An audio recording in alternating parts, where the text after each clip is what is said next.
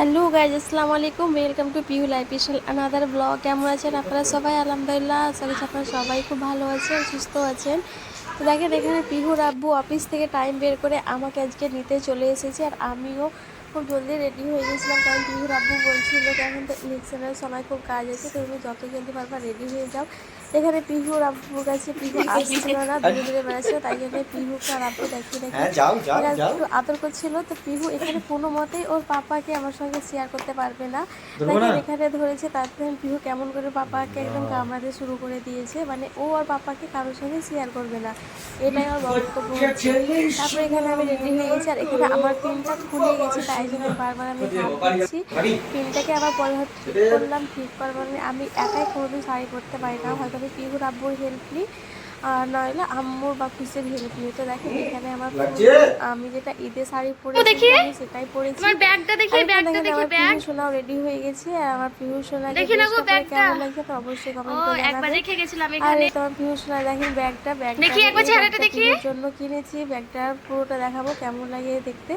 হয়তো পিহুর আব্বু সব আমার ব্যাগগুলো সব বার করছে। আর এখানে খুশি আছে, এখানে ভিডিও করছে, প্রচুর লজ্জা পাচ্ছিল, তাই ভিডিও করছিলাম না। আর এখানে আম্মু পিহুর জন্য বাড়িতে আইসক্রিম বানিয়েছে। আসলে কি বলেন তো, বাইরের আইসক্রিম পিহুকে খেতে দেয় না।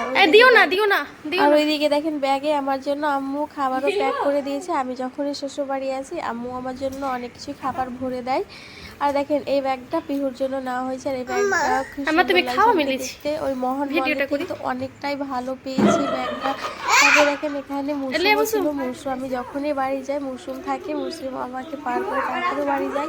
আর এখানে আমি মুসুমকে দিলাম পয়সা, 100 টাকা দিয়েছি। আমি যখনই শ্বশুর বাড়ি যাই তখন মুসুমকে দিয়ে যায়। আর দেখেন আমাদের গাছের আমগুলো কত বড় বড় হয়ে গেছে। আর দেখেন পিহুর আব্বু সব ল্যাগেজ ট্যাগেজ নিয়ে চলে গেছে গাড়িতে। এবার আমি বাড়ি যাওয়ার জন্য বেরিয়ে গেছি বাড়ি থেকে। আর এখানে সবারই মধ্যে একটু খারাপ, আমার মন বেশি খারাপ পিহুর জন্য, কারণ আমার আম্মু সারাক্ষণ পিহুকে নিয়ে থাকে। আর আমার পিহু সবসময় আমার আম্মুর কাছেই থাকে, তাই জন্য পিহু আম্মুকে কিস করা হয়ে গেছে। আম্মুকে পিহু বলছে কি আমাকে কিস করো, তারপরে দুজনের কিসি চালু হয়ে গেল। পিহু মানে আম্মু পিহু যদি চলে যায় তো আম্মু বলে দুদিন আম্মু মানে কি এমনি শোকে সবসময় পড়ে থেকে বিছানায়, কোনোভাবে ভালো লাগবে না। আর আমাদের বাড়িতে তো কোনো বাচ্চাও নাই, পিহুটাই প্রথম। তারপর দেখো এখানে আমি গাড়িতে বসে গেছি, গাড়িও ছেড়ে দিয়েছে এবার। কারণ আমার প্রচুর মন খারাপ করছিল আম্মুর জন্য। তারপরে আম্মু দেখো গেটের কাছে এসেছে। আম্মু তাহলে আসছি। আসসালামু আলাইকুম। ওয়ালাইকুম সালাম। ধর ব্যাগটা। খুশি আপা, আসসালামু আলাইকুম। ওয়ালাইকুম সালাম। আপু মুন্না যা বেটা চলি আসবো। হ্যাঁ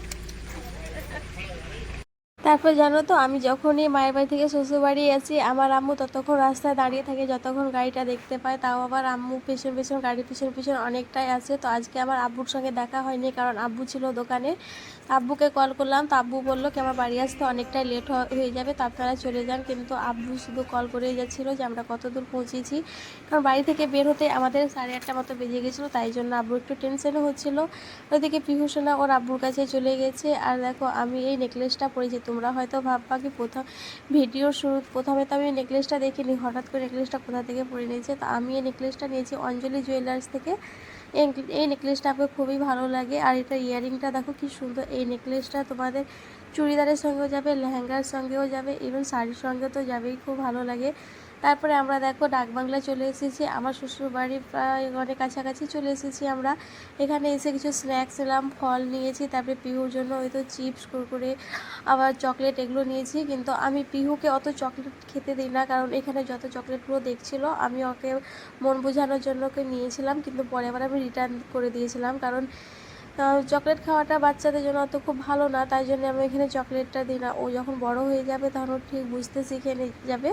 তারপর দেখো সব কেনাকাটা করার পরে আমরা চলে এসেছি বাড়ি। আর এবার দেখো আমার নেকলেসটা কত সুন্দরভাবে বুঝতে পারা যাচ্ছে। আর দেখো নেকলেসটা সত্যি আমাকে খুব ভালো লাগছে দেখতে। রুবি পাথরে ছিল আর এডি স্টোনে ছিল, আমাকে এটা খুবই ভালো লাগছিল দেখতে।